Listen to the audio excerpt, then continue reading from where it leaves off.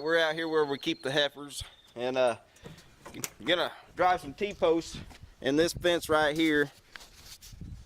I don't know if you can see it or not on the other side of the water tub there. There's a 4-strand barbed wire fence and there's no T-posts up, just the one right there. And I just did that because I didn't have any T-posts, and it was kind of a rush job to get these heifers turned into this little spot here so they had some good grass to eat. But I need to get in and get some T-posts put about every 10 or 12 foot or so. Hey everybody, the calves heard me beating and banging around. They come up here to see what I was doing. They're a little spunky this morning. A lot of the people like goats instead of cows because they're a lot lighter. I mean, these guys are probably 650 pounds and they're pretty spunky still, so kind of got to watch them, but they ain't too bad. They just like to play. We got all these posts put in the fence row. I need to add a couple more, but I added what I had. I had 5. I need to add a few more, but it'll work for now. I'm putting these clamps, these fence post clips, about every 5 of one of these deals here. And I'll get back with you whenever I get about all done. Okay, we got all these fence posts clipped up here. And we had one heifer get out last night. She was able, because we didn't have any T-posts down through here, she was able just to walk right through these brands. I think this is gaucho wire. It's kind of a cheaper wire. Red brand is about double the price of this, so I just went with the cheap stuff. And it's kind of loose even, you know, it don't stretch very good. Red brand stretches a lot better, but it's with these T-posts here, it's definitely tight enough now they can't get through it. What do you say to that, huh? Alright everybody, we got done with those T-posts out by the barn, and now me and the wife's gonna run into town and get some mineral for the cows, and we'll probably take that over there and drop it off for them, and then we'll come back and we'll hook onto the trailer and catch the goats, and we'll be taking them to the sale this evening.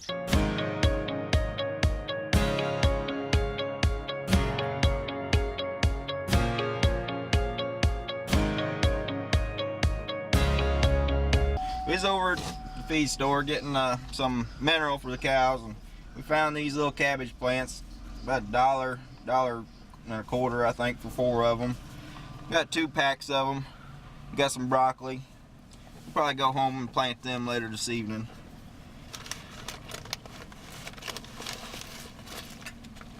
Wife showing you the broccoli there.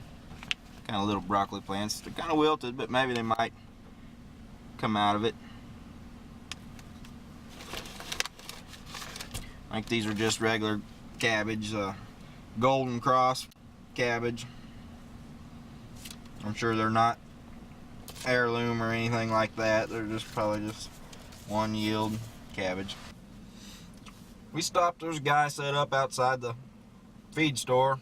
He was selling some stuff. We bought some butter, homemade butter.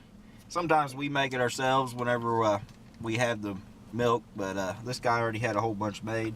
And it's a big tub, and it was only $4. Yeah, and that's a pretty good tub for only $4. And this is something we've never heard of before. It's dandelion jelly. I've never heard of it before, but this is apple flavored, and we're gonna take it home and try it. And if it's any good, we might end up trying to make some. And it was only $4 too. Well, we try to support our local people whenever we can. For $8, 2 pretty good deals.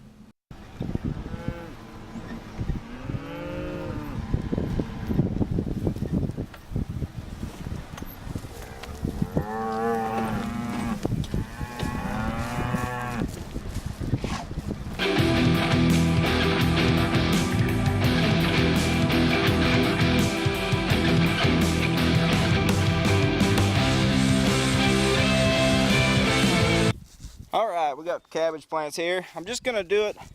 I think I'm going to plant a couple of them in this tire right here. You see it kind of broke up to the topsoil, and we'll try that this year.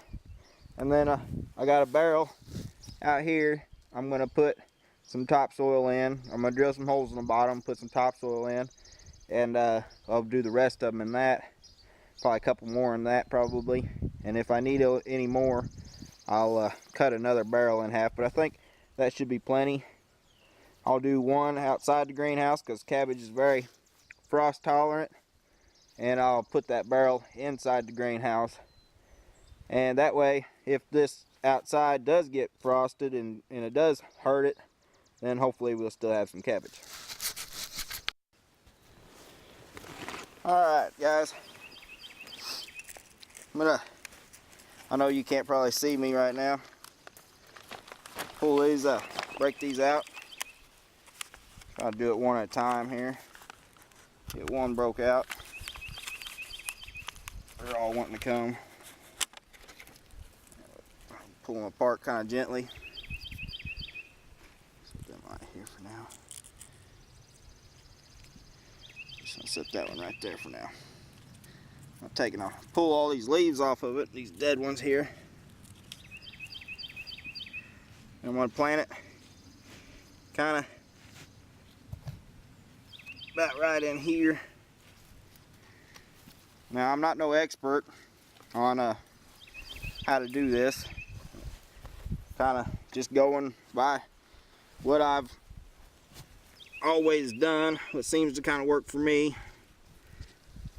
Try to get away from the edge there a little further. I know you don't want to pack your soil too tight around it. Give them roots so the roots can expand. It makes a better plant that way.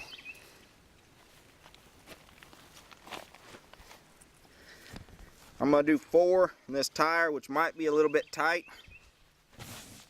but if it is, we can thin them out later or something like that probably.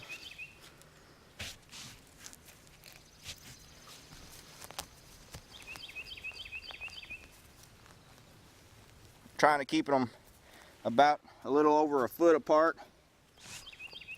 You know, it said on the tag there to keep them about a foot to 2 foot apart, depending on the size of the head that you want. And these out here can be a little small. That ain't no big deal. I like to grill my cabbage anyway, and whenever I grill my cabbage, I like to have a kind of a small head. It cooks a lot faster, so that'll work out just fine. Okay, I got the barrel full of topsoil, and I just poured a little bit of sand in there with it.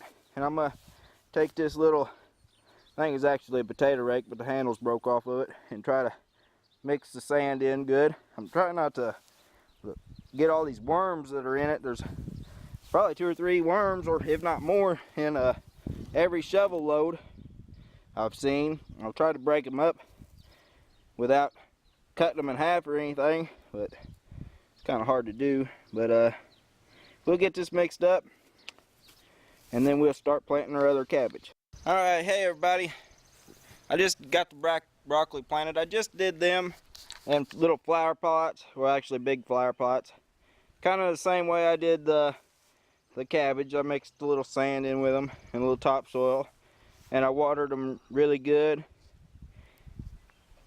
But we'll see how they do in these little pots, and if they don't act like they're doing very good, I might try to move them or something. But I figured I'd try that since my garden ain't really ready yet. These are kind of cool. These are cool season crops anyway, and the garden out there, we're planning on being more of tomatoes and cucumbers and squash and corn and things like that. So hopefully we'll have some broccoli and cabbage for too much longer. Alright everybody, no luck at the sale last night. It was a complete madhouse. The goats did, oh, we could have done a lot better on the goats, but you know, it is what it is there.